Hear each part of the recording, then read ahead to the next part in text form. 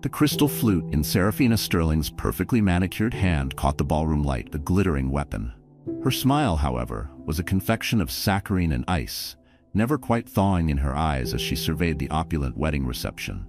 Her opulent wedding reception. And finally, her voice, amplified just so, dripped like poisoned honey over the hushed guests. "To my dear sister Evelyn, the, shall we say, cautionary tale of our family." A delicate, tinkling laugh escaped her lips, a sound Evie Thorne knew was meant to draw blood. So thrilled she could finally grace us with her presence. Every head turned. Evelyn felt the weight of their stares, a physical pressure against her carefully composed stoicism. Beside her, little Lily, all of 7 years old and bewildered in her flower girl dress, tugged at her sleeve. "Mommy?" Lily whispered, her brow furrowed with a confusion that lanced Evie's heart far deeper than Sarah's public barb ever could. A muscle twitched at the corner of Evie's eye, the only outward sign of the storm raging within. A cautionary tale. Her own flesh and blood. Would they ever let her forget? The glitter and malice of the ballroom dissolved, the present momentarily receding like a painful tide. 3 months earlier, sunlight, thin and grudging, striped the worn linoleum of the shoebox apartment that always smelled faintly of lemon polish and a lingering hint of Evie's quiet desperation. Evelyn Thorne, 36 years old and running on fumes and fury, moved with the practiced efficiency of a field medic in a war zone. Lily's tangled hair needed braiding. A missing permission slip for the zoo trip needed unearthing from the paper detritus on their tiny kitchen counter. And Evie herself needed to transform from Mommy into Miss Thorne, paralegal, presentable enough for the gilded cages of Hawthorne and Finch LLP, all before 7:45 a.m. Impossible, some might say. For Evie, just another Tuesday. "Mommy, have you seen Sparklehoof's left shoe?" Lily's voice, bright as a new penny, chirped from her own miniature bedroom, a space carved out of what was once a dining alcove. Evie, one hand expertly weaving a plate, the other simultaneously stirring oatmeal that threatened to congeal, called back, "Under your dragon-defending fort, Starlight, where all lost things go to hide." A triumphant, "Found him," followed. Her smile was genuine then, a brief, warm sunrise in the gray landscape of her morning. Lily, her anchor, her reason, her tiny, fierce defender. This was their life. A world away from the sprawling estates and effortless privilege she'd once known, a universe removed from the future everyone had so confidently predicted for her. Blackwood University School of Law, top of her class, a career glittering with promise. Then Julian. Julian Croft, with his charming smile and hollow heart, had shattered it all. He hadn't just left, he'd evaporated, taking their joint savings and her self-worth with him. 7 months into a pregnancy she'd naively thought was a shared dream. The arguments had been brutal, his parting shot echoing even now. "This legal eagle act, Evie? It's not what I signed up for. I need a wife, not a competitor." A competitor. Was that all she'd been? The oatmeal was lumpy. Again. There wasn't money for the instant kind Lily preferred. Not this week. The electric bill sat on the counter, its red overdue notice a screaming accusation. She'd have to call them, beg for an extension, swallow her pride like a bitter pill. Again, the societal slights were subtler but just as corrosive. The pitying glances from other mothers at school drop-off, their conversations hushing as she approached, the overly patient, condescending tone of the bank teller when she'd inquired about a small loan. Denied, of course. Cautionary tales rarely qualified. "Mommy," Lily patted in, Sparklehoof now fully shod, her school uniform a little rumpled, her eyes, Evie's eyes, bright with an unmarred curiosity. "Were you a princess before I was born?" Evie secured the braid with a worn elastic band, forcing a lightness into her voice she didn't feel. "Something like that, Starlight. A princess in a very tall tower, studying very dusty old books." "Did you have a crown?" "Sort of. It was black and square, and you threw it in the air when you were done with the books." Lily giggled. "Silly crown. Silly indeed, and heavy. So very heavy." Beneath a loose floorboard in her cramped bedroom, wrapped in a faded scarf that had belonged to her grandmother, lay Evie's own dusty old book, a dog-eared copy of Kressler on Evidence. Her lifeline, her rebellion, her secret, burning ambition. Most nights, after Lily was asleep, after the dishes were washed and lunches packed, Evie would retrieve it. The city lights outside her window would blur as she lost herself in precedents and procedures. the hum of the old refrigerator a counterpoint to the silent roar of her determination. Sometimes exhaustion would claim her, and Lily would find her in the morning, slumped over the kitchen table, pen still in hand, cheek pillowed on an open page. Then, Lily would gently cover her with a small hand-knitted blanket, a silent act of love that fueled Evie more than any caffeine ever could. The dream always came on those nights, the ones where hope felt most fragile. A heavy, ornate gavel, suspended in an impossible viscous silence, falling in slow motion, falling, and then, just inches from the sound block, it would crack. Not a clean break, but a spiderweb of fissures racing across its polished surface until it exploded, shattering into a million glittering, razor-sharp fragments. A silent, devastating implosion. Each time she'd wake with a gasp, heart hammering, her hand instinctively flying to the small, worn silver locket she always wore. A gift from her grandmother, the one family member who'd seen the fire in her, not just the pedigree. Inside, Evie knew, lay a tiny, intricately folded piece of paper. She never looked at it. Not anymore. The words were seared into her memory. Justice wears a blindfold, not a muzzle. Speak, child, speak. But how could she speak when her own voice felt trapped, a whisper against a hurricane of judgment? A framed photograph sat on the small, wobbly table by the door. Her Blackwood graduation. Evie, younger, thinner, a triumphant, almost defiant light in her eyes, flanked by her parents, Arthur looking genuinely proud, Eleanor's smile a practiced, brittle thing. And just behind them, a younger Serafina, her expression a curious, toxic cocktail of resentment and something that might have been envy. The golden child, before the gold had tarnished, before the cautionary tale had been written. Evie straightened the photograph, her reflection a ghostly superimposition over that hopeful, oblivious girl. The lines of fatigue around her own eyes were deeper now, etched by too many sleepless nights and silent battles. But there was something else there too, something new. A flinty resolve, a hidden strength forged in the fires of humiliation and hardship. "Mommy," Lily's voice, impatient now. "Are you going to wear a fancy black dress like in the movies? You know, like the powerful ladies who tell everyone what to do? Will you, Mommy? Someday?" Evie turned from the ghost in the photograph, a slow smile touching her lips, a real one this time. The question, so innocent, so profound, resonated deep within her, stirring the embers of that fiercely guarded ambition. Someday. Perhaps someday was closer than anyone, even she, dared to believe. Her hand went to the locket, its cool silver a familiar comfort. The path was obscured, treacherous even, but for the first time in a long time, she felt the faintest glimmer, not of a shattering gavel, but of an unbreakable will. Lily's innocent words about a fancy black dress and powerful ladies echoed in Evelyn Thorne's mind, a bittersweet counterpoint to the relentless rhythm of her days. Someday. Yes, that was the fragile, fiercely guarded flame she nurtured in the deepest recesses of her heart. But someday felt like a distant galaxy, especially from where she stood now, a ghost in the hallowed halls of justice she'd once dreamed of commanding. Top of her class, they all said. Summa cum laude, editor of the Law Review. The bitter litany scrolled through Evie's thoughts as she navigated the bustling corridors of Hawthorne and Finch LLP, a stack of discovery documents threatening to topple from her arms. Then Julian left, and I became a footnote. A harried associate, probably younger than her by a decade, brushed past without a word. His expensive suit a stark contrast to her own carefully maintained 10-year-old blazer. He probably didn't even see her. Paralegals, Evie had learned, were often part of the furniture. Useful, sometimes essential, but ultimately invisible. And how could they see the inferno of a broken promise, the relentless whispers of a new dream, raging just beneath her composed surface? That golden child status at Blackwood University School of Law felt like a story about someone else now, a bright, shimmering mirage from a life unlived. The girl in those memories, the one with boundless energy and a razor-sharp mind who could argue case law until dawn and still ace her exams. Where had she gone? Julian Croft had taken a significant piece of her with him, not just their shared future, but her very belief in her own trajectory.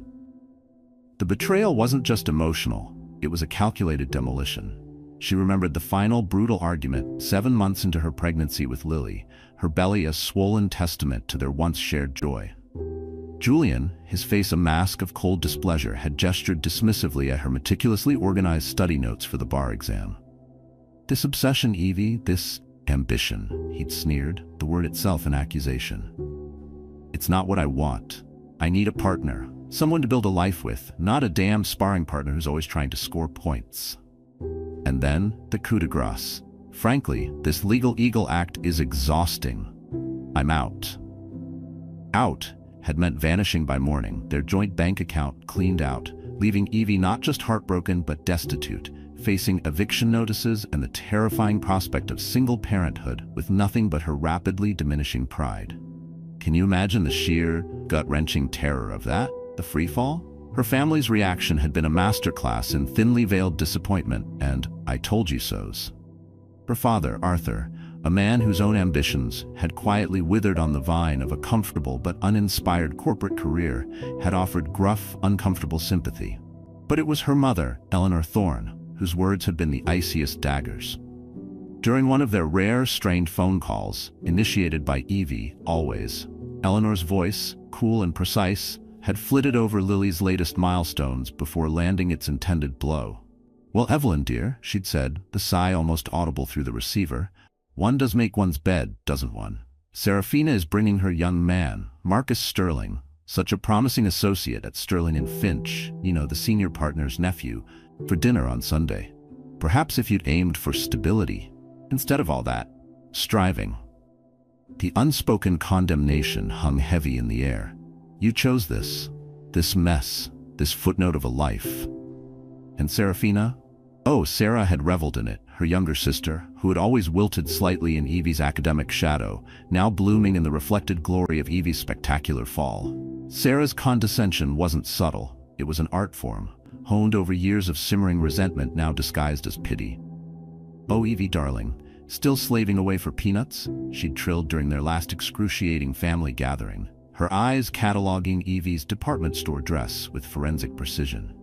"You always were too smart for your own good. See where it got you?" The unspoken, "See where it got you compared to me, with my perfect fiancé and my perfect life?" The sting of that broken promise, of her family's profound disappointment, was a constant, dull ache. Her days at Hawthorne and Finch were a blur of photocopying, legal research for condescending junior associates, and coffee runs.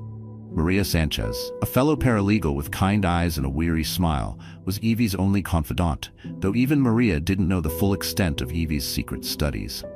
"You look tired, chica," Maria would often say, sliding a contraband pastry onto Evie's desk. "Burning the midnight oil again?" Evie would just nod, a grateful smile her only explanation. Something like that. What could she say? That the midnight oil was fueling a desperate, audacious dream? That the files she lugged home weren't just work, but a smokescreen for the heavy legal tomes hidden beneath them? The routine was grueling, a relentless triathlon of work, childcare, and then the clandestine study sessions. After Lily was asleep, Evie would pry up the loose floorboard in her tiny bedroom, the scent of old wood and her grandmother's lavender sachet a familiar comfort. There, nestled beside the silver locket, lay Kressler on Evidence, its pages a geography of her annotations, a testament to her resilience. Fueled by lukewarm tea, she couldn't afford good coffee anymore. She'd pore over case law, her mind, though weary, slowly sharpening, reclaiming its old acuity. Some mornings, Lily, ever the early riser, would find her slumped over the small kitchen table, cheek pressed against an open chapter on hearsay, the city's gray dawn seeping through the thin curtains. The little girl wouldn't wake her. Instead, she'd carefully drape her own small, hand-knitted superhero cape, a bright blue dish towel, over Evie's shoulders. Taped to the refrigerator, amidst overdue notices and school reminders, were Lily's masterpieces, vibrant crayon drawings of Mommy the Super Judge, presiding over a courtroom of smiling animals, or Judge Mommy with a giant gavel, vanquishing grumpy-looking monsters labeled bad guys. These small, innocent tokens of belief were Evie's true fuel. They were the whispers of a new dream, cutting through the echoes of her broken promise. One raw November evening, drawn by a faded flyer she'd seen tacked to a community notice board, Evie found herself at the Hopewell Community Legal Aid Center. It was a world away from the polished marble of Hawthorne and Finch, smelling of stale coffee and desperation, yet thrumming with a raw, urgent energy. She hadn't intended to stay, just to observe, a ghost at the feast of justice. But then she saw Mrs. Petrov, an elderly woman with fear-filled eyes and hands gnarled by arthritis, facing eviction from the tiny apartment she'd lived in for 40 years. Her legal aid lawyer was young, clearly overwhelmed, fumbling his notes, while the landlord's attorney, slick and predatory, circled like a shark. Evie watched, her own legal mind whirring, silently objecting to the landlord's lawyer's leading questions, cringing at the missed opportunities by Mrs. Petrov's counsel. The injustice of it, the sheer imbalance of power, was a physical blow. It wasn't just about abstract legal principles anymore. It was about this woman, about the terror in her eyes. Her grandmother's words, the ones tucked inside the locket, roared in her ears. "Speak, child, speak." And in that moment, something shifted within Evie. A cold, hard resolve solidified. This wasn't just about reclaiming her own shattered dreams, or even about providing a better life for Lily. This was about them. The Mrs. Petrovs of the world, the voiceless, the vulnerable. Who would speak for them if people like her, people who knew the sting of being a footnote, didn't find their voice? Did she dare to even try? That night, the city lights seemed to blur into a smear of indifferent stars as Evie sat at her kitchen table, the usual exhaustion held at bay by a new, fierce energy. The Hopewell Center had lit a fire under her, a conflagration of purpose. Before her lay a thick, intimidating document she downloaded weeks ago from the state judiciary website, its precise title carefully angled away from any potential peeking by Lily. Application for judicial appoint. Her hand hovered over the signature line, trembling slightly. The audacity of it. Her, Evelyn Thorne, the cautionary tale aspiring to the bench? The gavels in her dreams still shattered. The weight of her family's disappointment, Sarah's scorn, Julian's betrayal, it all pressed down. Failure wasn't just a possibility, it felt like an inevitability. But then she saw Mrs. Petrov's face, Lily's crayon drawing of Judge Mommy, her grandmother's fierce belief. She uncapped her pen. The ink was a deep, determined blue. With a steady hand, a hand that no longer felt quite so much like a footnote, Evelyn Thorne signed her name. A single tear traced a path down her cheek, splashing onto the stark officialdom of the paper. But this time, it wasn't a tear of despair. It was a tear of defiance, a tear of hope. The first small crack in the dam of her secret studies, a promise whispered not just to herself, but to a world that desperately needed more people to speak. What would happen if they actually called her? The thought was terrifying and utterly exhilarating. Moira komod vaitin ikkan fai bat chedo hadom chen ingdum thimlay chaiduk. Bangkothe bat chedo nai tai hadom chen ingdum Gemini. That faint, terrifying, yet exhilarating hope Evelyn Thorne had allowed herself to feel after signing the judicial application, the whisper of what if, was about to be bulldozed by the past. It always seemed to find her, didn't it? No matter how carefully she tried to build a new, smaller, quieter life, the gilded cage of her former existence had a way of rattling its bars, demanding her attention. And this time, it arrived via uniformed courier. The thud of the oversized, opulent, cream-colored envelope on her worn doormat was an alien sound in the modest hallway of the Phoenix apartments, a name far grander than the reality of peeling paint and temperamental plumbing. Even before she saw the ridiculously elaborate calligraphy, a cold knot of dread tightened in Evie's stomach. This had Serafina written all over it. Literally. Serafina Arabella Vance Sterling and Marcus Alistair Sterling request the honor of your presence at the celebration of their marriage. The words swam before Evie's eyes, each perfectly formed letter a tiny, mocking indictment of her own derailed life. At Hawthorne and Finch the next day, Maria Sanchez, whose desk faced Evie's in their shared paralegal cubicle farm, whistled. "Ay, chica. That looks like it cost more than my last 3 electricity bills combined. Lottery winnings or a royal command from King Charles himself." Evie managed a weak smile, the thick cardstock feeling like a lead weight in her hand. "Worse, Maria. Much worse, my sister." Tucked inside on a separate, smaller card embossed with a truly obnoxious gold cherub was a handwritten addendum from Serafina herself. The ink, a vibrant magenta, seemed to slash across the pristine cream. "Mother practically threw a fit, so you're officially summoned. Lily can scatter petals or something equally quaint if she promises not to make a scene. And for heaven's sake, Evelyn, try to find something presentable to wear. We wouldn't want you to feel utterly out of place amongst actual society. It'll be at the Oakmont, naturally. Presentable, out of place. The casual cruelty of it still had the power to make Evie's breath catch. After all these years, did her own sister really see her as such a charity case? A blemish on the otherwise perfect portrait of their family? The inevitable phone call from her mother, Evelyn Thorne, came later that evening, just as Evie was trying to coax Lily through a particularly challenging math problem involving too many hypothetical watermelons. "Evelyn, darling," Eleanor's voice was a symphony of strained pleasantries and underlying steel. "You received Seraphina's lovely invitation, I trust?" "Yes, Mother, it arrived." Understatement of the century. "Wonderful, such an exciting time. Marcus is, well, he's quite the catch, you know. His family, the Sterlings of Sterling and Finch, immense, absolutely immense. This union is pivotal for Seraphina." Evie gritted her teeth. "I'm sure it is. So you'll be there, of course, both of you. It simply wouldn't do for Seraphina's only sister to be absent. Think of the family's reputation. What would people whisper if you weren't there? That you're still, well," the unspoken hung in the air, "still a failure. Still the divorced, struggling single mother. And that dreadful little apartment of yours, I do hope you're not planning on bringing anyone back there after the reception. We must maintain appearances, Evelyn. Especially now."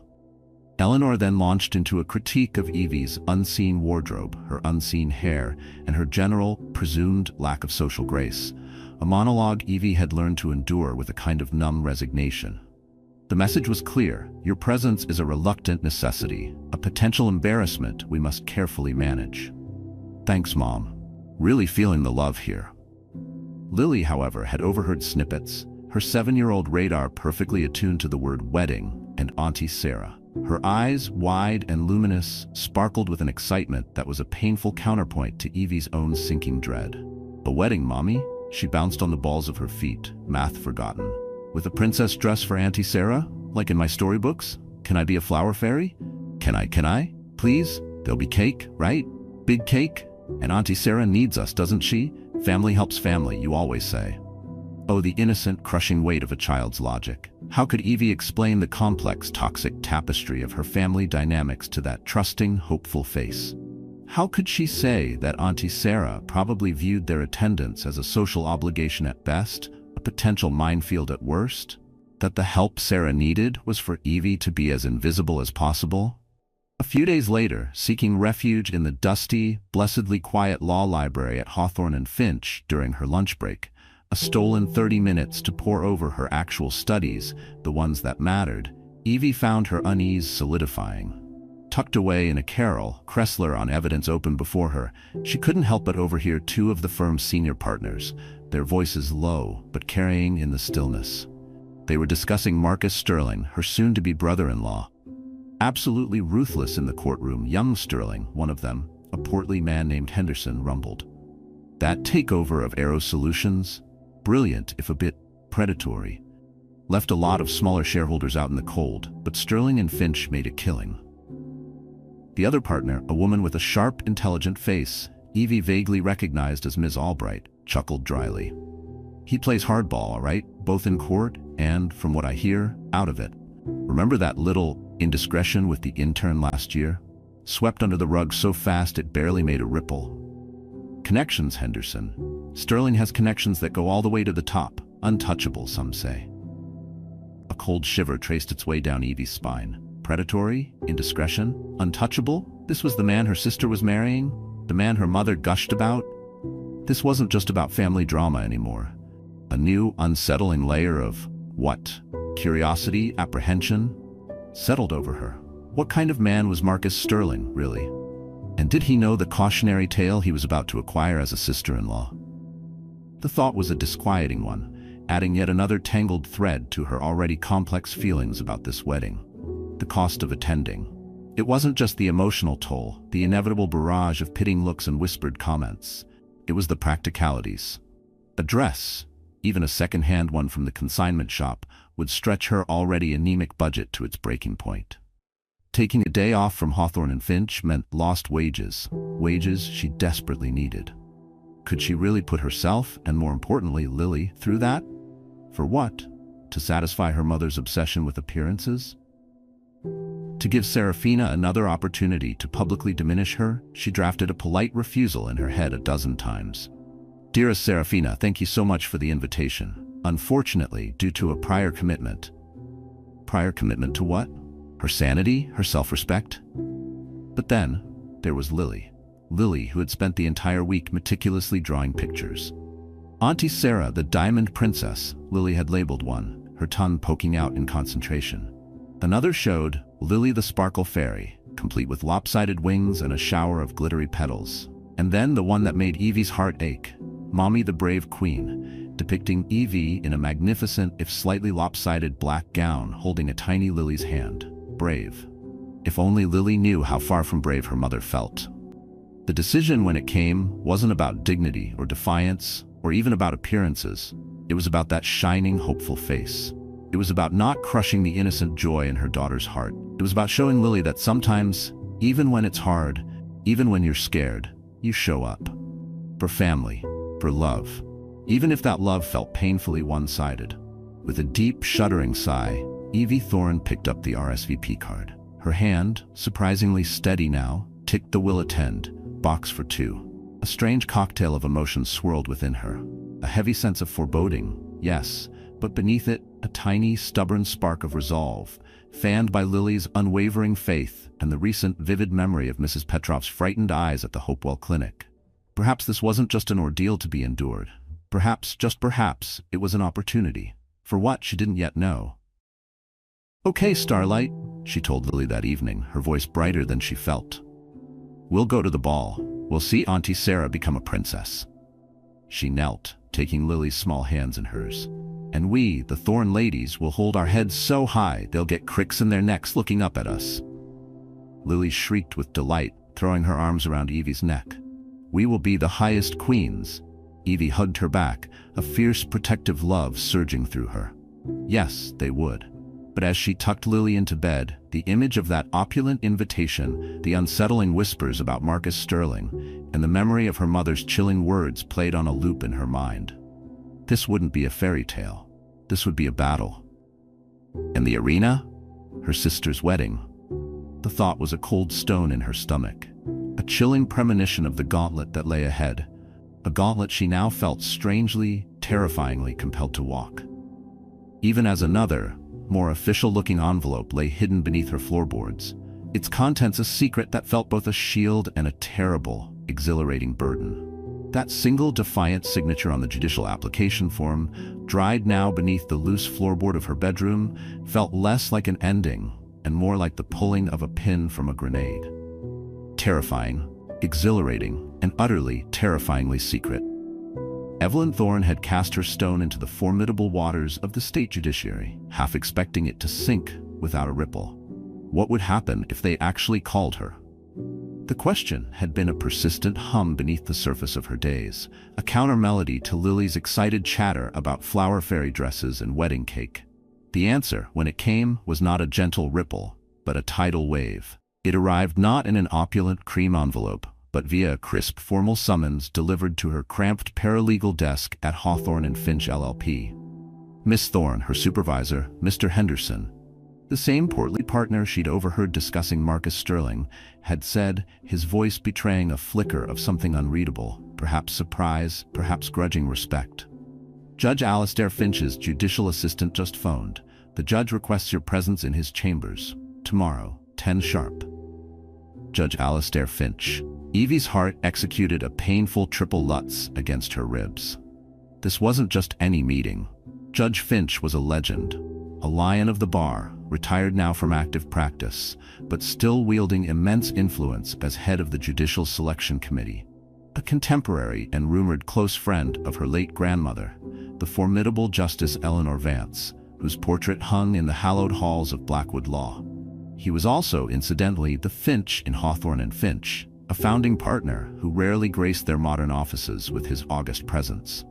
Why on earth would he want to see her? The cautionary tale? The paralegal footnote? Had someone discovered her audacious application? And was she about to be gently, or not so gently, put in her place? The thought sent a fresh wave of nausea through her. The next morning, standing outside the judge's imposing oak-paneled chambers, Evie felt like a condemned prisoner awaiting sentencing. Her palms were sweating. Her carefully chosen navy blue suit, her best and only interview attire, suddenly felt cheap and inadequate. "Miss Thorne, Judge Finch will see you now," his assistant, a woman whose smile was as starched as her collar, announced. Judge Alistair Finch was exactly as imposing as his reputation suggested. Tall, silver-haired, with eyes that seemed to see straight through to the marrow of one's soul. He regarded her from behind a vast mahogany desk, a landscape of leather-bound books and judicial gravitas. For a long moment, he simply looked. And Evie felt every insecurity, every past failure, every whispered judgment rise to the surface like oil on water. Then he spoke, his voice a low rumble that resonated with decades of authority. "Miss Thorne, please sit." He gestured to a surprisingly comfortable leather chair. "I've been reviewing your rather unconventional career path." Here it comes, Evie thought, bracing herself. The gentle dismissal, the perhaps in a few years dear speech. "Your bar exam results were noteworthy," Judge Finch continued, a slight emphasis on the word, "particularly for someone undertaking studies under challenging circumstances." He paused, his gaze unwavering. "And then, this application for judicial appointment. Bold, Miss Thorne, very bold." Evie found her voice, a reedy whisper. "Thank you, Your Honor. I realize it might seem ambitious," he supplied, the ghost of a smile playing on his lips. "Perhaps, or perhaps it shows a degree of tenacity this committee rarely sees." "Did you think, Miss Thorne, that such dedication, such a phoenix-like resurgence, if you will, would go Julian's entirely unnoticed in this city? Some of us still value true grit over polished pedigree." Evie blinked, stunned. This was not the conversation she'd anticipated. "Tell me, Miss Thorne," Finch leaned forward, his eyes surprisingly kind now. "Why the deliberate obscurity? Why hide your light under such a determined bushel?" And so Evie told him. Not everything. Not the raw, bleeding wounds of Julian's betrayal or her mother's relentless critiques, but enough.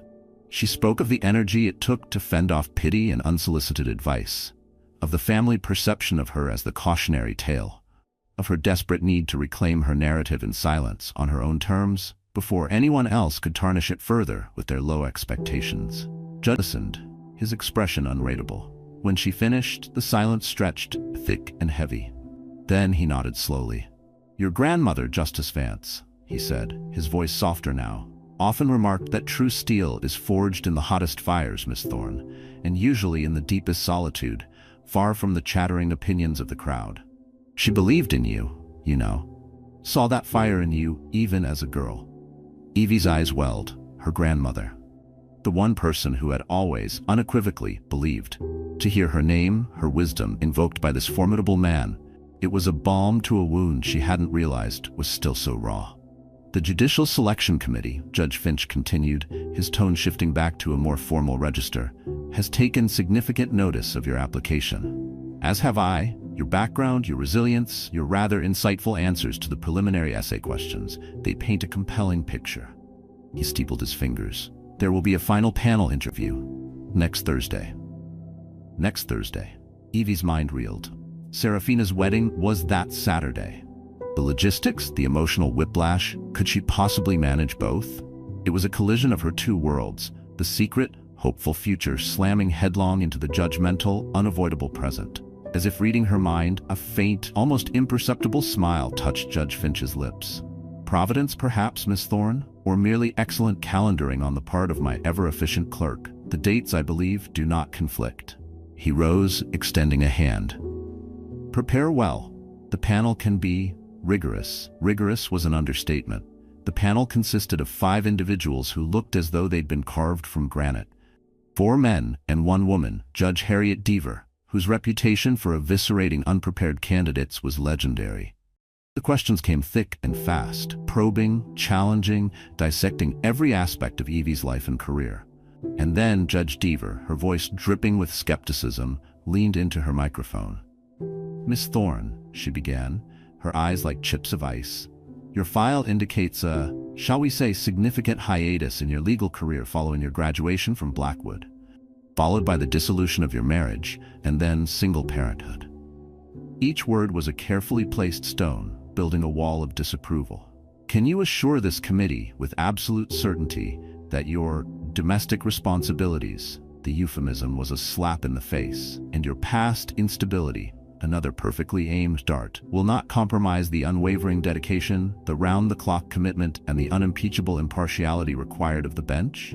Some might argue, Miss Thorne, that your path has been dangerously erratic for a position of such profound public trust. The air in the room crackled. This was it. The moment they tried to define her by her scars, not her strength. Evie met Judge Deaver's gaze, her own suddenly clear and unwavering. Her grandmother's words echoed, "Speak, child, speak." Judge Deaver, members of the committee, her voice was low, but it carried a surprising resonance. My path has indeed been unconventional, I grant you. It has not been the smooth, predictable trajectory some might prefer. She paused, letting the admission settle. But it has taught me things that cannot be learned in a classroom or a corporate law firm. It has taught me about resilience in the face of sudden abandonment and profound loss. It has taught me about managing critically scarce resources, both financial and emotional, with creativity and grit. It has taught me, most importantly, about the human cost when the system fails, when justice is delayed or denied to those who are most vulnerable. She looked directly at Judge Deaver. My domestic responsibilities, as you term them, being a mother to my daughter Lily, have instilled in me a profound and daily empathy for the everyday struggles, the hopes and the fears of the very people who will one day appear before me. My past instability was not a detour, Your Honor. It was a crucible. It forged a strength, a clarity of purpose, and a depth of understanding I might never have found on an easier road. Her voice rose, just a fraction, filled with a conviction that surprised even herself. I believe these experiences, far from disqualifying me, make me more qualified to serve. To serve with intellect, yes, but also with compassion, with humility, and with an unwavering commitment to the true human face of justice. Silence. A different kind of silence this time. Not judgmental, but considering. Judge Finch's expression remained neutral, but Evie thought she saw a flicker of something. Approval? In his eyes. The days that followed were an agonizing blur of wedding preparations, a desperate hunt for a presentable dress at a downtown consignment shop, Lily's excited chatter about flower petals, and the gnawing uncertainty of the committee's decision. Every ring of the phone made Evie jump. Then, late on a Friday afternoon, as she was packing a small overnight bag for the dreaded wedding weekend, it came. Judge Finch's judicial assistant. Miss Thorne, the committee has reached a unanimous decision. Judge Finch asked me to convey personally. A pause that stretched Evie's nerves to the breaking point. The appointment is yours, Miss Thorne, should you choose to accept. The world tilted. The cheap linoleum of her kitchen floor seemed to sway beneath her feet. The appointment is yours. After all the years of struggle, of sacrifice, of being the cautionary tale, of the shattering gavel in her dreams, tears, hot and unexpected, streamed down Evie's face. Yes, she choked out, sinking onto a kitchen chair. Oh yes, I accept. Thank you. Please, thank Judge Finch. Thank the committee. Thank you. Lily, drawn by the commotion, rushed in. Mommy? Mommy, are you crying? Did you win a prize? A big prize. Evie pulled her daughter into a fierce hug, laughing through her tears. Yes, Starlight, the biggest prize, the very, very biggest. And in their tiny cramped apartment they danced, a wild, joyous, tear-soaked dance of triumph, Lily giggling, Evie feeling a lightness she hadn't known in years. Later, as Lily slept, curled up with Sparklehoof, Evie made a decision. This news, this monumental, life-altering achievement, would remain her secret, for now. Seraphina's wedding, for all its attendant pain, was still Seraphina's day. Evie wouldn't overshadow it. There would be time enough for revelations later, on her own terms. So, as she carefully folded the deep sapphire blue dress she'd found, elegant, understated, and miraculously on sale, into her worn suitcase, she also slipped another document into the false bottom of her old leather briefcase, the official one that usually held Kressler on evidence. It was the official letter of appointment from the governor's office, the heavy paper embossed with the state crest. She ran her fingers over the raised seal, a slow, almost fierce smile touching her lips. The weight of her secret was no longer just a burden. It was a shield, an armor forged in silence and fire. "Let them talk," she whispered to the empty room, the city lights twinkling like distant, unknowing stars. "Let them judge. They have absolutely no idea what's coming." Armed with this silent triumph, she prepared to step into the glittering arena of her sister's wedding, a place where she anticipated only judgment, never dreaming it might also become the stage for an entirely different kind of justice. The heavy official letter confirming her judicial appointment, hidden like a secret heart beneath the worn lining of her briefcase, was Evelyn Thorne's armor. Or so she'd hoped. As her ancient but beloved sedan, affectionately nicknamed the little engine that could, barely by Lily, chugged its way up the long, winding drive to the Sterling Crest Manor, Evie felt that armor begin to crack.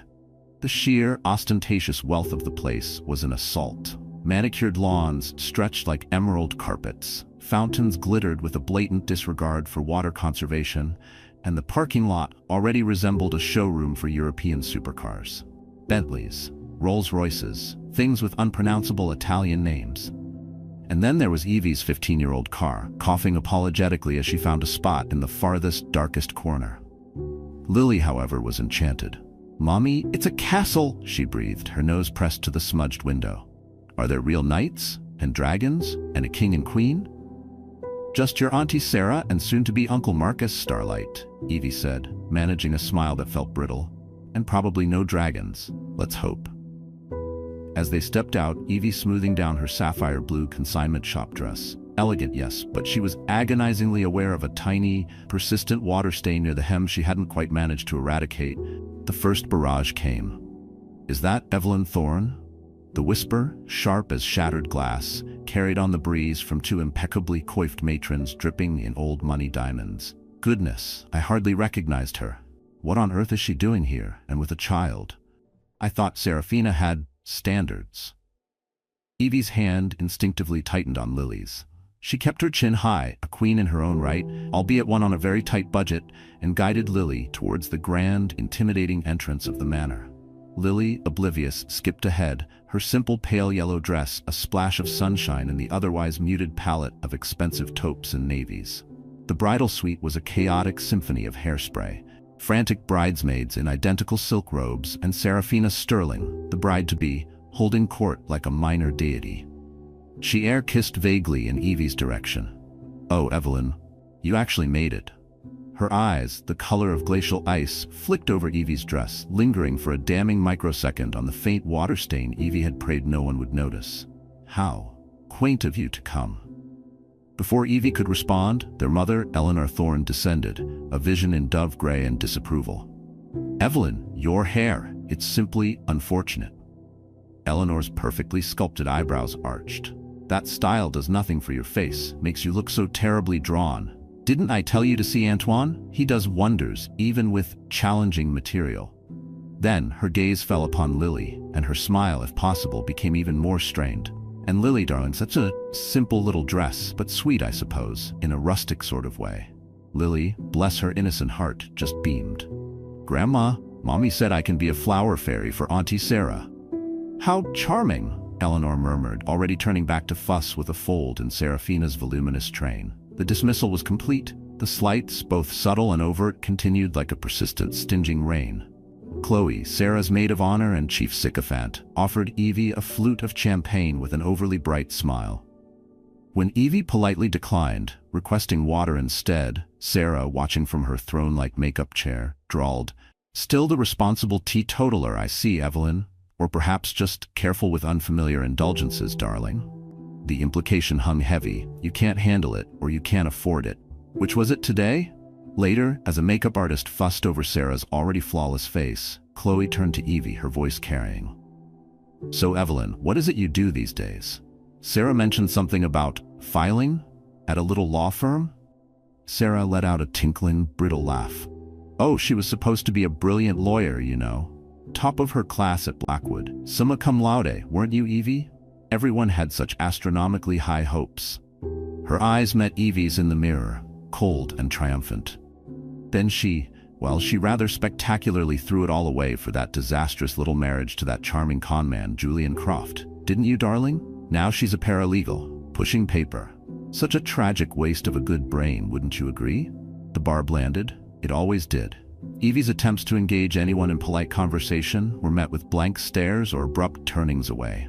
She was a ghost at this feast, a specter of past failures. The ceremony itself was a breathtaking display of wealth and impeccable taste, held in the manor's sprawling rose garden. An actual string quartet played Vivaldi. Actual doves were released at some point. Evie and Lily, however, found their names on tiny, almost apologetic place cards at table 37, tucked away by the service entrance, where the clatter of the kitchen staff provided an unwelcome percussion to the quartet's efforts. Their tablemates were a collection of equally unfortunate, distant relatives of the groom and a nervous-looking junior accountant from Marcus Sterling's father's firm. The social leper colony, Evie thought with a grim internal smile. Whispers, like malicious butterflies, flitted around them. That's the Thorne girl, the one who, failed. Divorced, isn't she? And bringing her child to an event like this. Such a shame, really, after all that early promise. I heard Julian Croft left her absolutely penniless. No wonder she looks like that. Lily, bless her 7 years, was starting to notice. "Mommy," she whispered, tugging on Evie's sleeve during a lull in the vows, her small face clouded with confusion. "Why are those ladies looking at us like I forgot to wear shoes?" Evie's heart clenched. She pulled Lily closer, forcing a bright smile. "They're just admiring your sparkly hair clips, Starlight. It's dazzling them." A lie that tasted like ash in her mouth.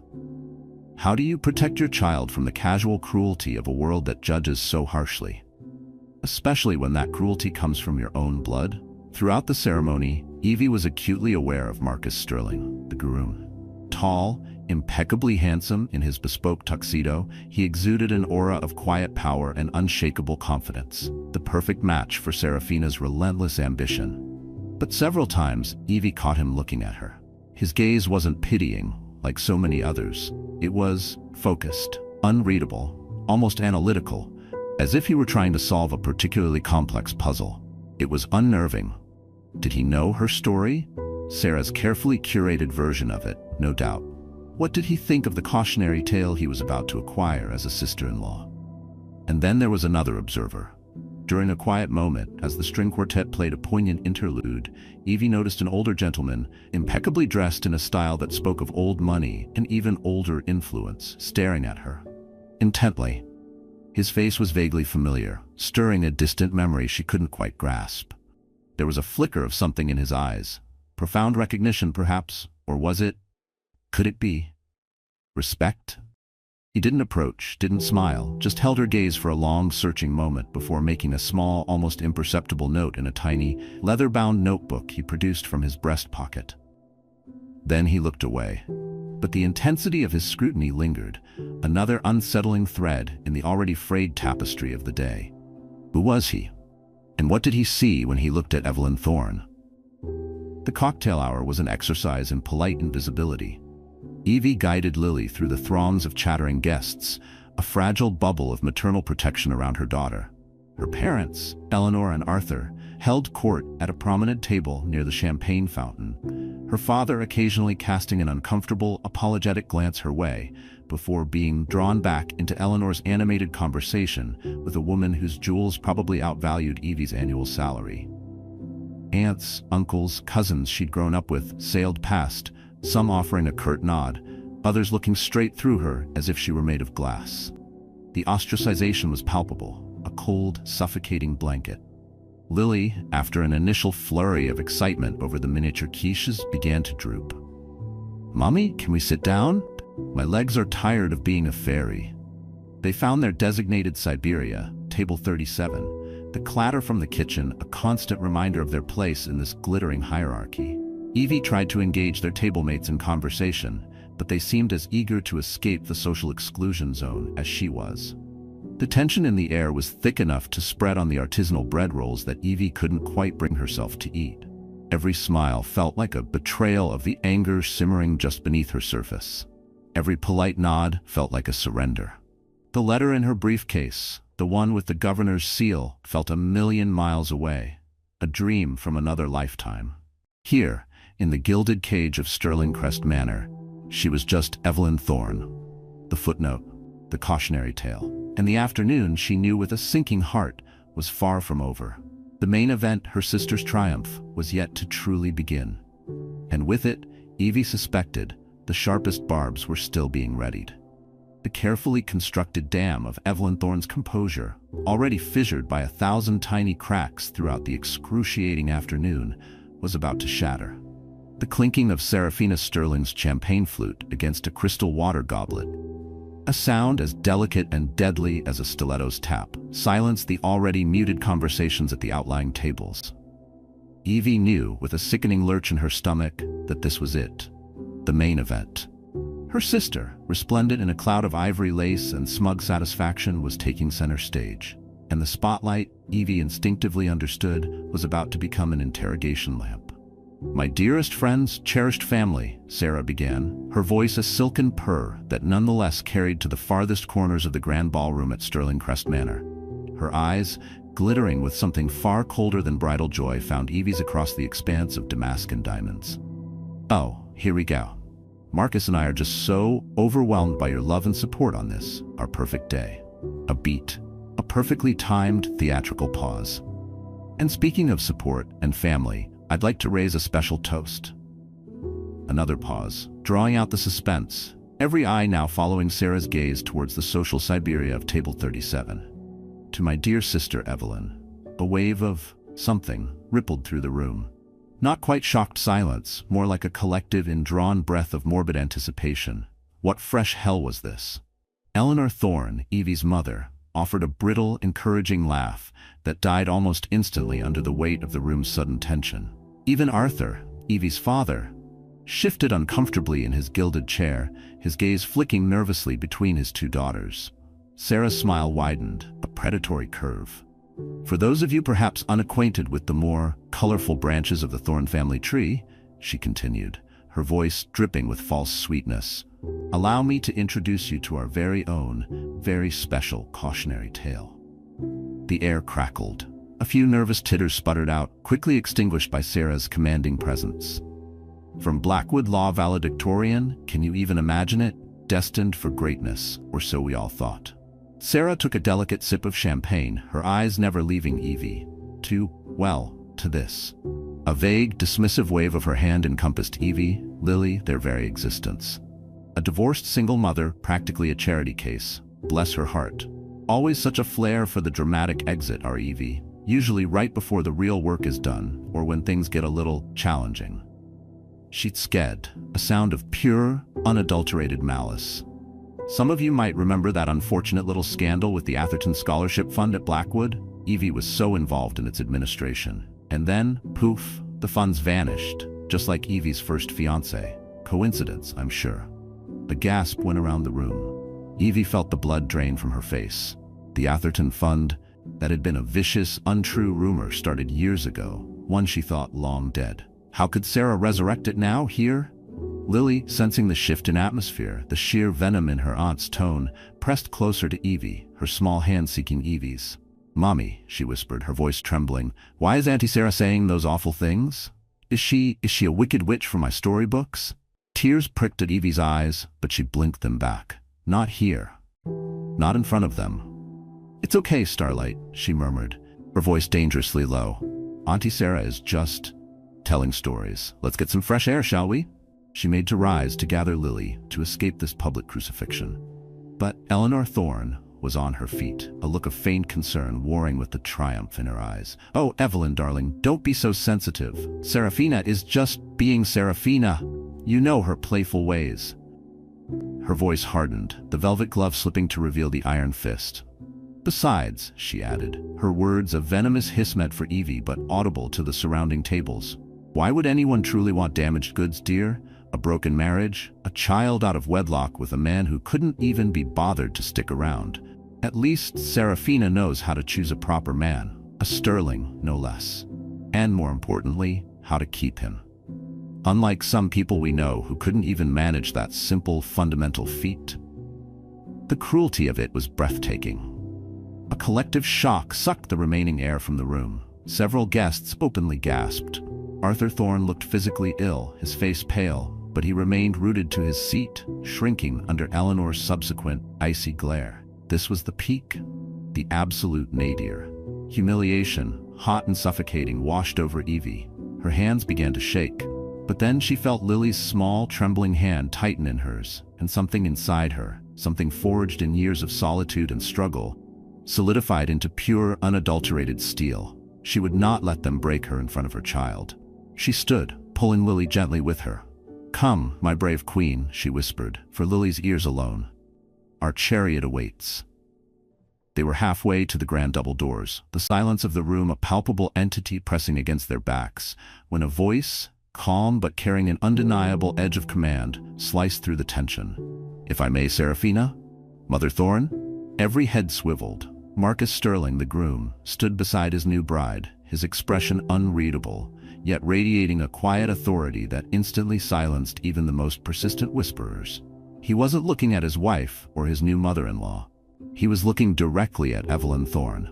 With a deliberate, almost unnervingly calm movement, he took the microphone from Seraphina's suddenly slackened grip.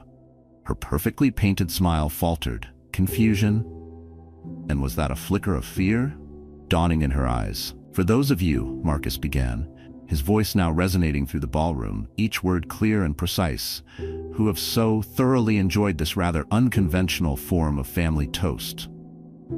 His gaze swept the room, cold and appraising, making more than a few of the bejeweled guests squirm. "I believe I have a few pertinent words to add. I'd like to offer a more accurate introduction to my sister-in-law, Miss Evelyn Thorne." He paused, letting the anticipation build, his eyes locking with Evie's across the room. And then the thunderclap. "Or, as she is now more formally known within the hallowed halls of our city's judiciary, Your Honor." Absolute, stunned silence. You could have heard a diamond drop. Not a glass clinked, not a breath was drawn. Eleanor Thorne's perfectly lipsticked mouth fell open, a grotesque parody of surprise. Seraphina's face, just moments before alight with triumphant malice, crumbled. It was as if she'd been slapped. Hard. Gasps, this time of pure, unadulterated shock, rippled through the room. Heads swiveled between Evie, frozen near the doorway, and Marcus, now commanding the room with an effortless power that eclipsed even Seraphina's practiced drama. "What none of you, it seems, are aware of," Marcus continued, his voice a low, dangerous rumble, "is that Miss Evelyn Thorne, while working full-time at Hawthorne and Finch and raising her remarkable daughter Lily entirely on her own, also found the time to study for and pass the state bar examination. With the highest honors recorded in the last decade, I might add." More gasps. A buzz of incredulous murmuring started to build. "And furthermore," Marcus's voice cut through it, sharp and clear, "just last month, following a unanimous recommendation from the Judicial Selection Committee, headed by the esteemed Judge Alistair Finch, Miss Thorne was sworn in as a district court judge, the youngest to be appointed to that bench in this state's recent history." He turned his gaze fully upon Evie, a flicker of something that might have been admiration, or was it challenge, in his eyes. "I confess, Your Honor," he said, the title ringing out with undeniable respect, "I didn't place you immediately this afternoon, though your face was indeed familiar. It wasn't until the ceremony, when I saw the same fierce intelligence in your eyes, the same unwavering integrity, that I witnessed firsthand last week when you presided, with such impeccable logic and profound compassion, over the rather complex Harrington Trust litigation. A ruling, I might add," he swept his gaze over the now utterly silent and dumbfounded assembly, "that has the entire legal community not just buzzing, but taking very serious notes." Eleanor looked as though she might faint.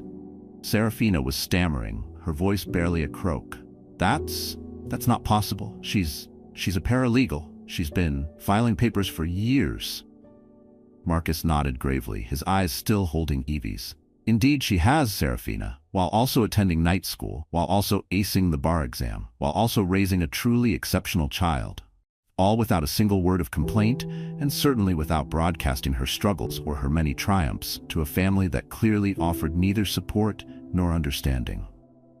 Across the room, Evie saw the mysterious older gentleman, Mr. Silas Blackwood. Yes, that's who he was. A a legendary benefactor of Blackwood law, her grandmother's oldest friend, nods slowly, a look of profound understanding and quiet vindication dawning on his aristocratic features. He raised his champagne flute in a silent, respectful toast to Evelyn. Marcus Sterling was not finished. His gaze, now openly scornful, fell upon his bride and his mother-in-law. Judge Thorne, he declared, his voice ringing with conviction, chose to keep her extraordinary achievement quiet this weekend. She wished not to overshadow this celebration, despite the welcome she has received. That, I believe, speaks volumes about her character, her dignity, and her grace. Qualities some of us here today, his eyes raked over Serafina and Eleanor, might do well to emulate. He let that sink in, the silence in the room so profound it was almost a physical force. Then, with a final sweeping look at the astonished guests, he concluded, his voice dropping to a resonant calm, I believe we have all grievously misjudged someone today. And perhaps, if we are wise, we have also learned a valuable, if somewhat uncomfortable lesson about the danger of looking only at superficial appearances, and the quiet, indomitable power of a spirit that refuses to be broken. He placed the microphone carefully back on the stand, leaving the master of ceremonies gaping like a landed fish. The spell was broken, but the world, for everyone in that room, and most especially for Evelyn Thorne, had just irrevocably and spectacularly tilted on its axis. The echo of Marcus Sterling's final damning words, a spirit that refuses to be broken, hung in the vast, suddenly tomb-like silence of the Sterling Crest Manor ballroom. Broken glass, indeed. Illusions had been shattered, reputations realigned, and the carefully constructed facade of the Thorne family's perfectible image lay in glittering, irreparable shards on the Persian carpet. For a heart-stopping moment, no one moved. No one breathed.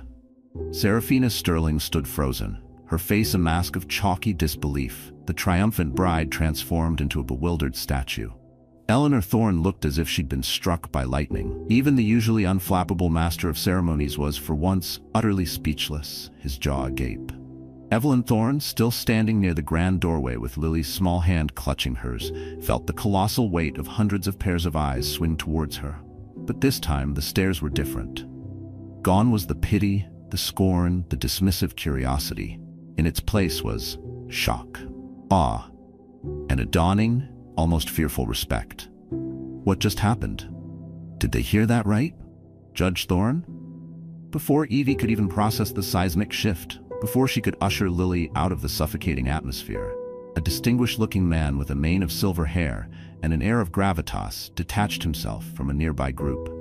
He moved towards her, hand extended, his voice, when he spoke, resonating with genuine admiration. Judge Thorne, he began, his eyes crinkling at the corners with a warm smile. Wallace Harrington, of Harrington, Sloan & Pierce. Forgive my presumption in approaching you so informally, but your ruling in the Abernathy Trust case last month? It was, if I may say so, simply magnificent, a masterclass in judicial reasoning. We've all been following your nascent career with considerable interest, Your Honor. It's a privilege to finally make your acquaintance. Evie, momentarily stunned by the direct address and the sheer, unexpected warmth of his praise, found herself shaking his hand. Mr. Harrington, thank you, that's very kind. Not kind, Your Honor, merely accurate, he beamed. We're hosting a Bar Association luncheon next month on emerging judicial philosophies. We would be deeply honored if you would consider being our keynote speaker. Before Evie could even formulate a reply, others began to materialize from the stunned throng. Partners from rival law firms, their expressions a mixture of chagrin and newfound respect. A rather flustered-looking state senator, Alistair Finch's contemporary on the Judicial Oversight Committee, who now looked at Evie as if seeing her for the first time, stammering his own congratulations. The air around Evie, so recently thick with contempt, now vibrated with a strange, exhilarating energy. Lily, her earlier distress forgotten in the face of this new, bewildering attention, tugged at Evie's sapphire blue sleeve. "Mommy," she whispered, her eyes like saucers, Are you famous now? Like a superhero judge on TV?" Evie squeezed her daughter's hand, a shaky laugh escaping her. "Something like that, Starlight. Something just like that." And then, through the slowly parting sea of astonished faces, came Eleanor Thorne. Her usually imperious composure was, well, shattered. She looked flustered, her face a battleground of conflicting emotions. Shock, disbelief, and the rapidly dawning, entirely opportunistic realization that her cautionary tale of a daughter had just become a rather significant social asset. "Evelyn!" Eleanor exclaimed, her voice a little too loud, a little too bright. She rushed forward, hands fluttering. "A judge? A district court judge? My dearest girl, why on earth didn't you tell us? Your father and I had absolutely no idea. We are simply bursting with pride." Evie met her mother's gaze, her own calm and steady. The years of hurt, of dismissal, of being made to feel small and inadequate hadn't vanished. Oh no. But in this moment, they had lost their power to wound. "I found, Mother," she said, her voice quiet but carrying a newfound, unshakable dignity, "that my ambitions, my dreams, tended to thrive rather better in silence, without the constant commentary and unsolicited advice." Eleanor flinched, a flicker of genuine discomfort in her eyes, social mask slammed back into place. She was acutely aware of the very important eyes now watching this little family drama unfold, including, Evie noted with a certain grim satisfaction, the keen, assessing gaze of Mr. Silas Blackwood, who was observing the entire exchange with the intensity of a hawk. "Well, of course," Eleanor trilled, recovering quickly, her voice now aimed at the wider audience. "We are immensely proud. My daughter, Judge Evelyn Thorne. I always knew she had it in her, didn't I, Arthur?" She turned to her husband, who had finally managed to extricate himself and now stood looking pale and overwhelmed beside her. Arthur Thorne simply nodded, a lost look in his eyes. "So determined, our Evelyn," Eleanor gushed on. "We shall absolutely be at your formal swearing-in ceremony, darling, front row. And we simply must arrange a celebratory dinner, perhaps at the Oakmont? Or would the Sterling Crest be more appropriate now, do you think?" The sheer, breathtaking speed of her mother's revisionist history was almost comical, but Evie merely inclined her head. "The swearing-in is on Tuesday, Mother, 10 o'clock, County Courthouse, Ceremonial Courtroom 1. Lily will be holding the Bible. Wouldn't miss it for the world," Eleanor declared, already mentally composing the guest list for her celebratory party. Arthur, however, stepped forward, his usual bluster gone. He reached out, his hand trembling slightly, and touched Evie's arm. "Evelyn," he said, his voice thick with unshed tears. Your grandmother, Justice Vance. She would have been so incredibly proud today. As am I, my dear. More than words can say."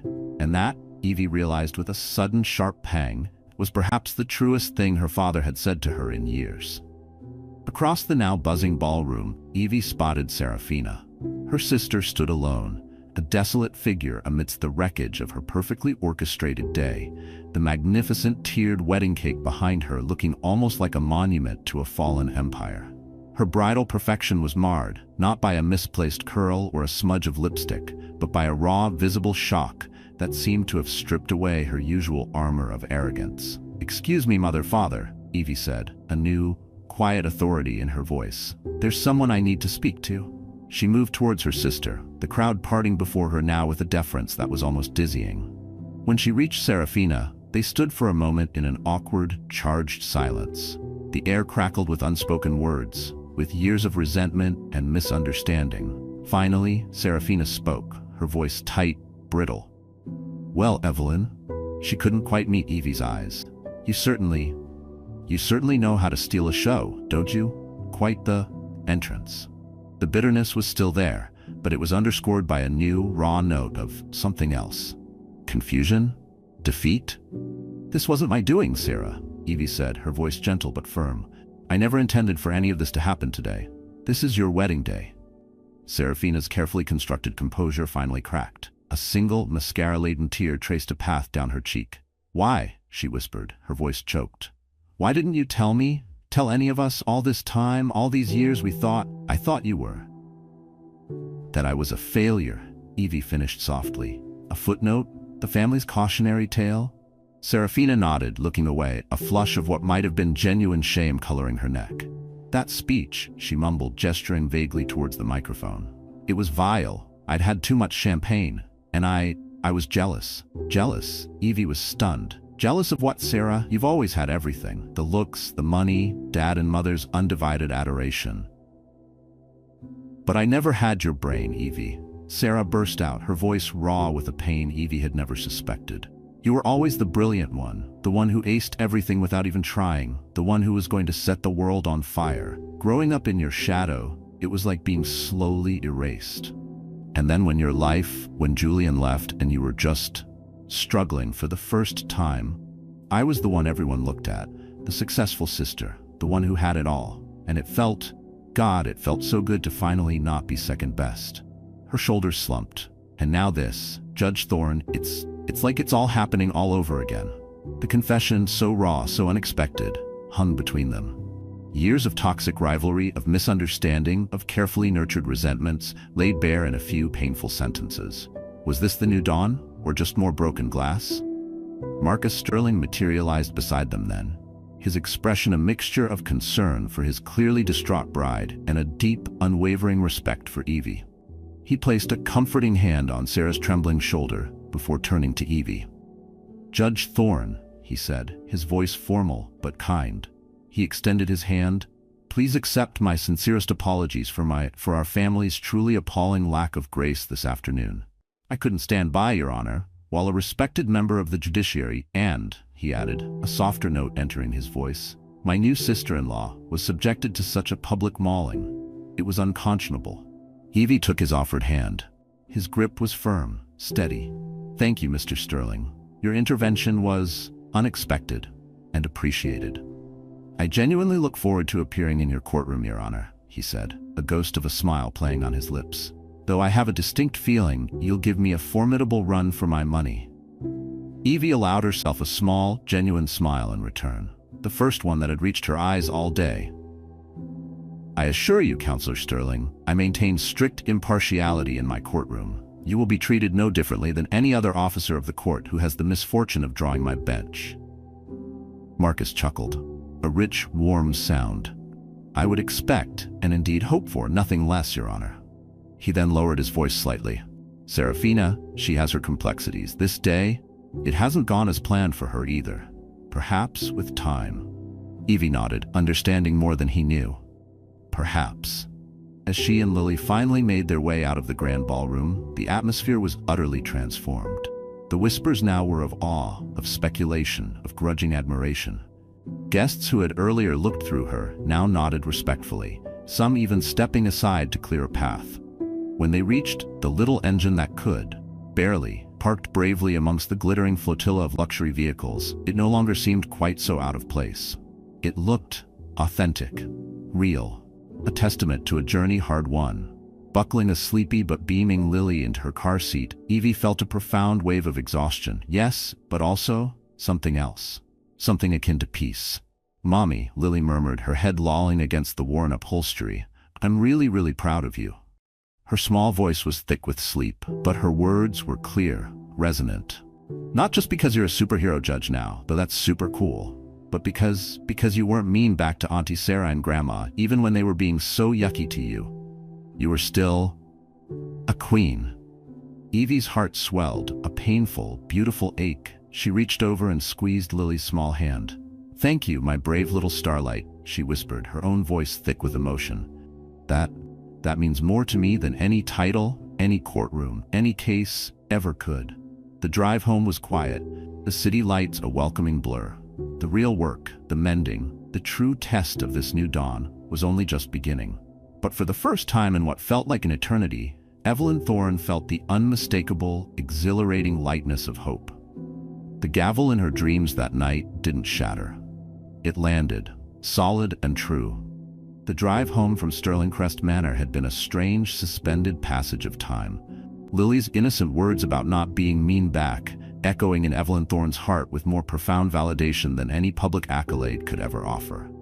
The gavel in her dreams that night, for the first time in years, hadn't shattered.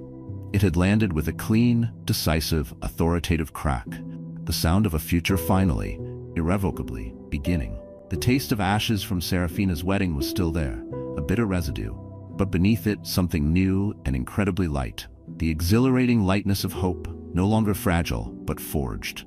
Tuesday morning dawned crisp and clear, the kind of autumn day that felt full of solemn promise. The ceremonial courtroom, one at the county courthouse, was a cathedral of justice, all dark, polished wood, towering columns, and the faint, lingering scent of old leather and lemon oil. A scent that, for Evie, was finally shedding its association with drudgery and instead taking on the aroma of destiny. "All rise," the bailiff's voice boomed, and a hush fell over the assembled crowd. And then she was walking, not as a paralegal, not as a footnote, but as Evelyn Grace Thorne, about to take her place. The black judicial robe felt impossibly heavy, yet simultaneously like wings. "I, Evelyn Grace Thorne," her voice began, a little tremulous at first, then gaining strength, clear and steady, resonating through the august chamber, "do solemnly swear that I will support the Constitution of the United States and the Constitution of this state, that I will administer justice without respect to persons, and do equal right to the poor and to the rich, and that I will faithfully and impartially discharge and perform all the duties incumbent upon me as District Court Judge, according to the best of my abilities and understanding, so help me God." Beside her, Lily, resplendent in a new sunshine yellow dress, a thoughtful, anonymous gift that had arrived from Judge Alistair Finch's office the day before, held the heavy, leather-bound Bible with a fierce, proud solemnity that mirrored Evie's own. It was her grandmother Vance's personal Bible, retrieved from storage, its pages thin and whisper-soft from decades of use, a tangible link to the legacy of justice Evie was now stepping into. Lily's small hands were surprisingly steady. Her gaze, fixed on Evie, was filled with an uncomplicated adoration that brought a lump to Evie's throat. In the front row, impeccably dressed and radiating a carefully curated aura of parental pride, sat Eleanor and Arthur Thorne. Eleanor's smile was a masterpiece of social engineering, a dazzling display for the benefit of the assembled dignitaries, though Evie caught the flicker of lingering disbelief, and was that a hint of calculation, in her mother's eyes. Arthur, however, looked genuinely moved, his face etched with an emotion Evie hadn't seen there in years. Raw, undisguised pride. He met Evie's gaze and gave an encouraging, almost tearful nod. And behind them, a row back, sat Serafina and Marcus Sterling. Sarah looked uncomfortable, subdued. Her usual vibrant confidence noticeably dimmed, but she was there. Marcus, beside her, watched the proceedings with a quiet, unreadable intensity, his expression one of respectful observation. Their very presence was a seismic shift, a testament to the power of the truth that had detonated at the wedding reception. How fragile these new beginnings felt. Would they last? Could this fractured legacy truly begin to mend? The small, dignified reception afterwards, held in the grand, echoing rotunda of the courthouse, was a blur of handshakes, murmured congratulations, and the unfamiliar sensation of being the undisputed center of positive attention. Colleagues from Hawthorne and Finch, who had once barely registered her existence, now approached with newfound respect, offering slightly awestruck congratulations. Lawyers she had only known by reputation, partners from the city's most prestigious firms, even the state attorney general, all made a point of welcoming Judge Thorne to the bench. Mr. Silas Blackwood, her grandmother's old friend, clasped her hand warmly, his eyes twinkling. "Justice Vance would have burst her buttons with pride today, Evelyn," he grumbled. "She always said you had the sharpest mind in the family. Took you long enough to prove her right publicly, eh?" Eleanor, naturally, was in her element, gliding through the crowd, a proud peacock. "My daughter, Judge Thorne," she'd announced to anyone who would listen, and many who were clearly trying not to. "Yes, we always knew she had it in her. Such a brilliant legal mind. It simply runs in the Thorne-Vance family, you know? Her grandmother, the late Justice Vance, would be simply beaming today. We're planning a small, intimate dinner party at the Sterling Crest next month. You simply must come, Senator, to properly introduce our Evelyn to, well, to everyone who matters." Evie watched her mother's performance with a detached sort of amusement. The leopard, it seemed, hadn't entirely changed its spots. But perhaps, just perhaps, the spots were a little less aggressively patterned today. It was Arthur, her father, who sought her out when Eleanor was momentarily distracted by a gaggle of reporters from the legal journals. He looked different, smaller, somehow, yet more substantial. The usual bluster was gone, replaced by a raw vulnerability that touched Evie to her core. "Evelyn," he began, his voice thick with unshed tears, his hand reaching for hers, trembling slightly. "That woman up there, taking that oath, that magnificent, strong woman, that was the daughter I always knew was hidden inside you. The one your grandmother saw from the very beginning. He swallowed hard, his gaze meeting hers with a painful honesty. I owe you an apology, my dear girl, a profound one, for all the years, for all the times I let your mother's disappointments, her relentless critiques, drown out my own pride in your strength, your incredible resilience, especially after Julian, after you had Lily, and you were struggling so much. His voice broke. I should have stood up for you more, Evie. I should have been a better father, a stronger man. Can you ever forgive an old fool? Tears welled in Evie's own eyes. Oh, Daddy, she whispered, squeezing his hand. There's nothing to forgive. You're here now. That's all that matters. But it wasn't entirely true, was it? There was a mountain of things to forgive. Years of quiet neglect and loud disapproval. Yet, in this moment, seeing the genuine remorse in her father's eyes, feeling the unaccustomed warmth of his pride, a significant piece of that mountain seemed to crumble into dust. Later, as the reception began to wind down, Serafina approached, Marcus a steadfast, supportive presence just behind her. Sarah looked diminished. The usual fire in her eyes was banked, replaced by a hesitant, almost fearful uncertainty. Well, Evelyn, she began, her voice barely above a whisper. She couldn't quite meet Evie's gaze. Judge Thorne, I suppose I should say. She offered a stiff, awkward hand. Congratulations, the robe, it suits you. A faint blush crept up her neck. More than that dreadful blue thing you wore to my wedding anyway. A flash of the old Sarah. Evie almost smiled. Almost. Thank you for coming, Serafina, Evie said, accepting the hesitant handshake. It means a great deal to me, and to Lily. Sarah finally looked up, her eyes swimming with a complex mix of emotions Evie couldn't quite decipher. Shame? Regret? Still a healthy dose of resentment? Probably all of the above. I suppose I should apologize, she mumbled, staring at a point somewhere over Evie's shoulder. For the wedding. For everything, really. I was appallingly drunk, and if I'm being brutally, horribly honest, I was appallingly jealous. Jealous? Evie echoed, genuinely surprised despite everything. Of what, Sarah? You always seem to have everything you ever wanted. Everything I supposedly threw away. Sarah let out a short, bitter laugh. Did I? Or did I just have the things mother and father deemed important? The right fiancé, the right address, the right social circle? Her gaze was direct now, and shockingly vulnerable. You, Evie, you always had yourself, your own mind, your own astonishing fire. Even when it was banked so low I thought it had gone out, it was still there, wasn't it? Smoldering, waiting. When Julian did what he did, and everything seemed to implode for you, a terrible part of me, a part I'm not proud of, felt validated. Like maybe, just maybe, for once in my damned life I could finally be the one who got it right, the successful sister, the one they were all proud of. She gestured vaguely at Evie's black robe. And now, this. Full circle. Again, it's exhausting being me sometimes, you know? It wasn't a perfect apology. It was still laced with self-pity, with the ingrained patterns of a lifetime of toxic sibling rivalry. But it was honest, raw, a crack in the fortress of Serafina's disdain. A beginning, perhaps. Thank you for saying that, Sarah, Evie said softly, her voice full of a grace she hadn't known she possessed. It takes courage to admit that. Marcus stepped forward then, placing a gentle hand on his wife's arm. It does indeed, he said, his eyes meeting Evie's with quiet respect. We're both working on it, Your Honor. Later that afternoon, in the quiet solitude of her new, still somewhat bare chambers, Chambers 307, a world away from her cramped paralegal cubicle, Judge Alistair Finch formally presented Evelyn Thorne with her gavel. It was heavy, the wood a rich, polished mahogany, cool and smooth beneath her fingers. A small, engraved silver plaque gleamed, the Honorable Evelyn G. Thorne. Fiat Justitia ruat caelum, let justice be done though the heavens fall. Evie felt the weight of it, the responsibility, the sheer improbable reality of it. Solid, real. This gavel would not shatter. This gavel would sound. It would speak.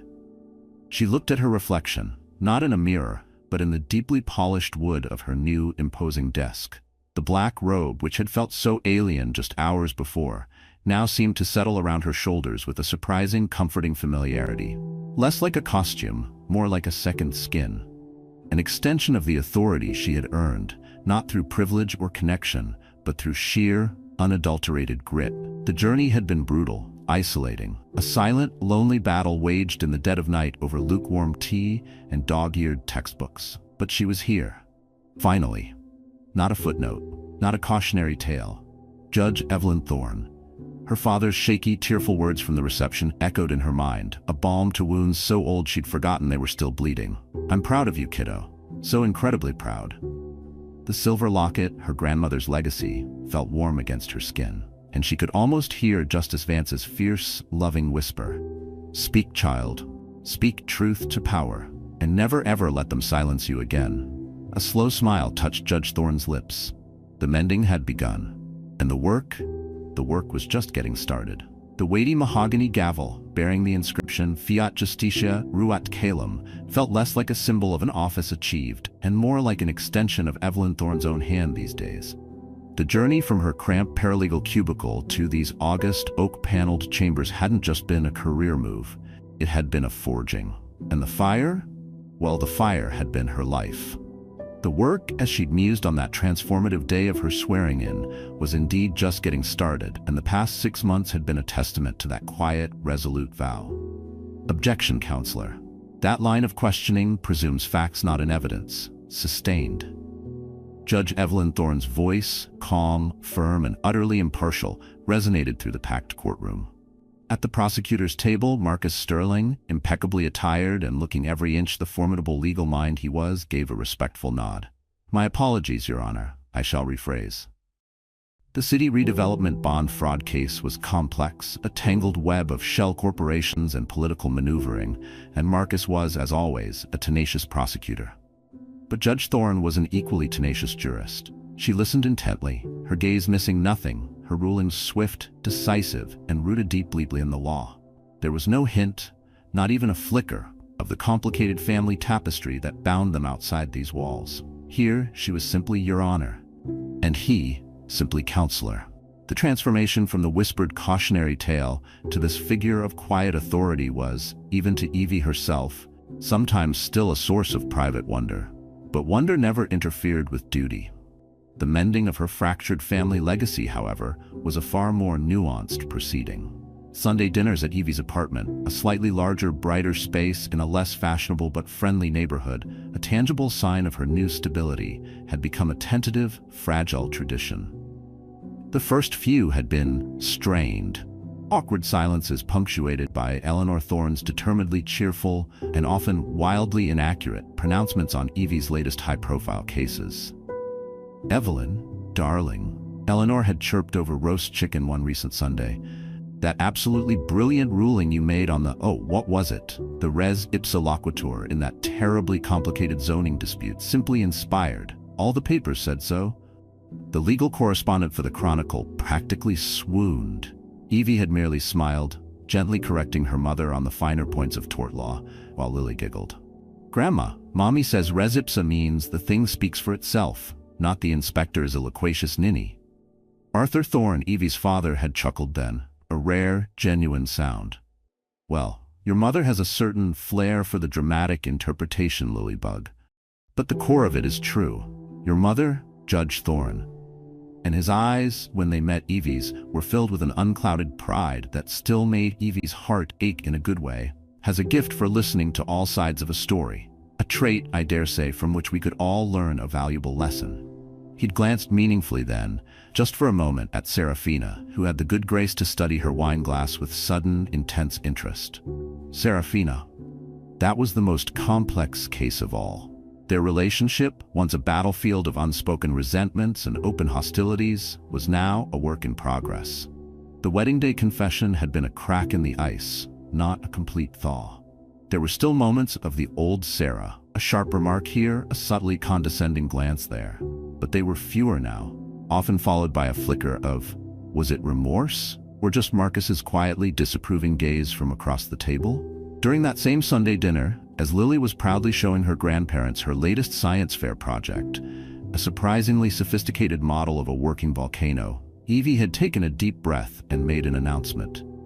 "I've been thinking a great deal about access to justice, and about the particular hurdles faced by those juggling impossible demands." She looked around the table, her gaze steady. So, I'm launching a mentorship program, the Justice Eleanor Vance Initiative, named for Grandma, of course, for single parents navigating law school or the early years of their legal careers. It's for those who, like I did, feel they're trying to climb Everest in flip-flops, with no Sherpa and a 50-pound backpack. Marcus had been the first to respond. "That's an outstanding initiative, Evelyn, Your Honor." He corrected himself with a slight smile. "Sterling and Finch would be honored to offer our support. Pro bono hours from our associates, perhaps a series of guest lectures on practice management." "Thank you, Marcus. That would be invaluable." Then the surprise. Serafina, who had been unusually quiet, cleared her throat. "Well," she said, a faint, uncharacteristic blush rising on her cheeks. "Someone will need to make sure the launch event doesn't look like it was catered by a truck stop, and the invitations, they'll need to be appropriate." She fiddled with her napkin. "That event planning, fundraising, that's rather my specialty, as you know. If you'd like some help, that is." She finally met Evie's eyes, a flicker of something unreadable there. "Consider it a belated wedding gift, or an apology, whichever you prefer." Evie was, for a moment, speechless. This was progress. Real, tangible progress.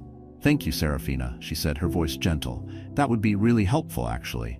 I'd appreciate that very much."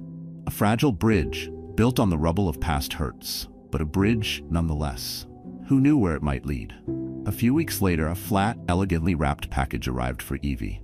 The card, in Serafina's flamboyant script, read, "For your wall of triumphs," with, well, you know, S and M. Inside, nestled in tissue paper, was a heavy silver frame, and in it a photograph from Serafina's wedding. But it wasn't a picture of the bride and groom or the family posed in stiff formality. It was a candid shot, taken, Evie realized with a start, moments after Marcus's stunning revelation in the ballroom.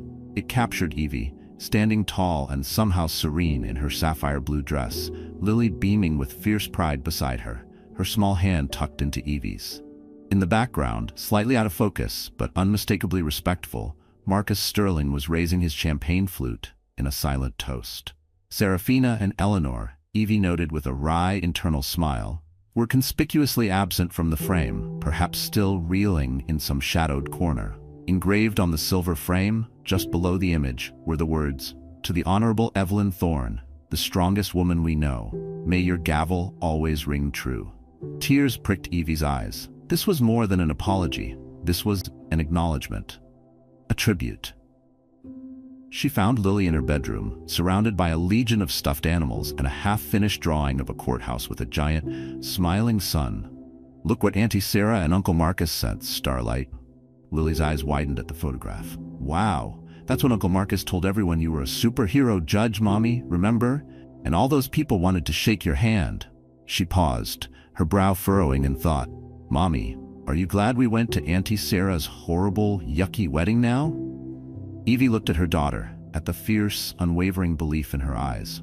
She looked at the photograph in her hand, a frozen moment of unexpected vindication. She thought of the long, lonely years, the shattered dreams, the whispered judgments, the quiet, relentless climb back into the light.